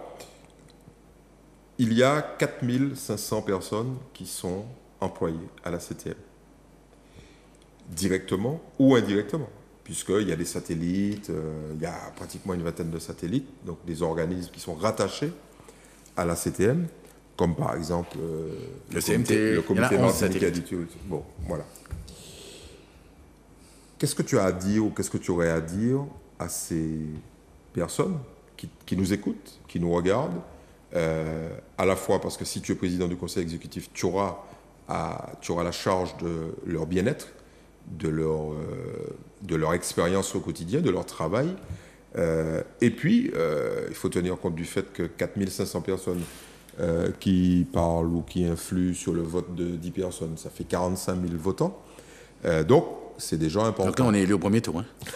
Ah, c'est clair, avec 45 000 voix, avec 14 listes, vous êtes élu au premier tour. Qu'est-ce que tu aurais à leur dire ? J'aurais à leur dire que, vu les chantiers qu'on a, je pense qu'on est assez nombreux. Mais tu sais qu'il y a une exaltation quand tu fais quelque chose qui t'épanouit. Tu vois, l'épanouissement, c'est pas quand tu fais un truc que tes dossiers sont rejetés, que machin, que c'est fait n'importe comment, que tu as travaillé sur l'eau et puis qu'on peut y passer guinot, que tu vois, t'as bossé pendant 8 mois, 10 mois, machin et tout, et tu vois pas le bout. Ouais. Tu as fait un TCSP, mais en fait, le TCSP que tu as fait, ça dégorge rien. Donc c'est très joli, mais ça dégorge rien. Donc t'as une espèce de frustration, t'as un truc. Mais après, si on te met des beaux projets, le gars qui va s'occuper du maritime, qui va avoir à commander les ferries, à nous dire où est-ce qu'on met, où est-ce qu'on embarque, où est-ce qu'on sort, et je veux pas. Alors je fais une petite aparté. Je pense qu'il y a assez de techniciens à la CTM pour faire les travaux et qu'on ne soit pas à chaque fois obligé d'appeler un consultant. Un AMO, ça s'appelle, assistant à maîtrise d'ouvrage. Ouais, c'est ça, comme le gars qui a fait le port de Grand-Rivière. Tu sais, je t'interdis d'attaquer Grand-Rivière. Non, mais Oui, mais il y a des choses qui ont été faites. Allons pas prendre Grand-Rivière, il y a des choses bizarres qui ont été faites dans ce pays. c'est ce que je vais te dire. Tu veux le ponton du François? Si tu veux, il y a... Ou du diamant. Ouais. Voilà. Donc, ce que je veux te dire, c'est qu'il y a les compétences. La Martinique, aujourd'hui, a ses compétences. Toi, ça fait des années que tu es là. Tu as vu défiler ces compétences. Il y a des compétences. Donc, il faut se servir des compétences qu'on a. C'est pas la peine d'aller chercher X, Y, Z. On les a. Alors, refermons la parenthèse et adressons-nous aux gens qui travaillent à Mais la CTM. si ils votent pour nous, ils vont se régaler. Voilà un message publicitaire classique, ça. Non. S'ils votent pour nous, ils vont se régaler. Ils vont se régaler parce qu'ils vont pouvoir arriver avec performer les idées qu'on a. C'est eux, la maîtrise d'œuvre, c'est eux. Donc c'est quand même les administratifs. On ne leur rend jamais hommage. C'est quand même eux qui gèrent le pays. Mais c'est eux qui font le boulot. Ouais. C'est eux qui font le boulot. Donc si tu donnes du bon boulot, si tu leur donnes à faire des trucs qui les intéressent pas, ça va pas les passionner. Si tu leur dis là, si tu me trouves la meilleure solution, on règle un problème de Martiniquais. C'est une famille la Martinique. Ton cousin, ta grand-mère, ta tante va mieux circuler parce que c'est toi qui as sorti ça. Donc la fierté des politiques que tu as pour ton petit ego, transmets-la au petit qui est en dessous de toi et puis valorise-le de temps en temps pour lui dire ce que tu as fait là, c'est bien. Est-ce que tu accepterais d'être j'allais dire exfiltré par ceux qui gagnent s'ils t'appellent à exercer avec eux le pouvoir? Est-ce que tu serais prêt à faire partie d'une équipe? Pourquoi pas? Pourquoi pas? Je te dis, mon objectif, c'est faire avancer. Ouais. C'est la Martinique avance. Donc, je ne peux pas dire aux gens de ranger leur ego et parce que c'est Catherine qui m'appelle, je vais dire mais non. Je vais dire à Catherine que on va voir les modalités de ce qu'on fait ou à Serge, voilà. Mais nos idées sont à disposition. Aujourd'hui, ils les ont. Est-ce que c'est pas moi dont ils ont besoin. Est-ce que ce mouvement qui est né, qui s'appelle la Martinique avance, à travers sa liste pour l'instant, est-ce que ça va donner lieu à la création d'une association, je n'ose pas imaginer un parti politique, un mouvement politique, mais est-ce que vous allez formaliser le mouvement qui est né? Nous avons fait une association. Il appartiendra à la base. Donc c'est vraiment voilà les 60 colistiers 64 colistiers que nous avons aujourd'hui vont nous faire remonter au lendemain, donc le 28 ou le 29 juin, ce qu'ils ont senti, quel que soit le résultat, quel que soit quel a été leur investissement, c'est leur première campagne. Ouais. Donc ils diront est-ce que ce qu'on a fait a du sens, n'a pas de sens, va servir, va resservir. Ce que je veux te dire, je ne peux pas dire aujourd'hui aux Martiniquais qu'on va faire une Martinique ensemble, et puis c'est moi qui décide. Tu vois, c'est pas du tout ma façon de faire. Mais c'est dans l'air du temps ou pas? Ça dépend, on est 60. Ouais. Donc je réponds pour moi, oui, je vais rester. Aujourd'hui, on a émis des idées. Si on n'est pas, et si on n'est pas gagnant au premier tour, ben voilà, on va donner nos idées. Je ne suis pas sûr qu'on va pactiser avec qui que ce soit pour l'instant, et ce n'est pas le débat du premier tour. Nous, on va pour gagner. On va pour dire aux gens, allez, on change. Allez, les gars, on y va. Et s'il faut qu'on donne nos idées, je te dis, ça, aucun problème pour ça. Mais la base va dire ce qu'on va en faire. De toutes les manières, même si on donne nos idées, on va rester comme garde-fou. Vigilant. Donc, oui, on va interroger le mouvement civil. On va dire, mais pourquoi dans les permis de construire, vous n'avez pas mis les citernes? Pourquoi vous ne le faites pas? Pourquoi? On sait que Bellefontaine, c'est mort. Avec, là, quand on aura fait l'étang abricot, avec les crimes de l'étang abricot, on va avoir, à 19h, ils ont un pic Bellefontaine. Le gars, il est là dans sa machine, il n'en peut plus. Pic de consommation électrique. Pic de consommation dès que les gens rentrent chez eux. Donc, je veux te dire, on le sait aujourd'hui. Et on ne va pas anticiper. On n'a pas anticipé rien. Donc, on parlait de filière tout à l'heure, la filière panneaux solaires, mais on achète, on fait un CAP, un machin, un truc. On se dit, nos jeunes, eh bien, virez. Les 3 informaticiens qu'on a là qui font du solaire, venez les gars, on vous montre l'usine. Où est notre problème? On a des milliards pour ça. Alors, il y a un point qu'on n'a pas abordé, ça m'étonne de toi. Très rapidement. Très rapidement, c'est les aides aux entreprises. Je suis étonné que tu ne mets pas... Non, c'est bizarre. C'est un peu la tarte à la crème, et je savais que tu allais... J'ai préféré parler de choses dont on ne parle pas. Et sur lesquelles, par exemple, l'aide sociale, moi c'est très intéressant. En tout cas, l'évocation de la technique sur les RSA, parce que personne n'en parle, ça. Les aides aux entreprises, tout le monde en parle. Alors, très rapidement, chaque entreprise qu'on aide, on est dans la digitalisation. Déjà, on dématérialise. Hein. Le bloc de papier que tu emmènes à la CTM où il manque mes machines, il n'a pas votre RIB. Ok, d'accord, je vous l'envoie pas. Ouais, mais tu sais que beaucoup d'entreprises martiniquaises, et on le voit pour les appels d'offres, beaucoup d'entreprises martiniquaises n'ont pas forcément les moyens. Parce qu'il faut une clé, il faut aller à la chambre de commerce prendre une clé électronique.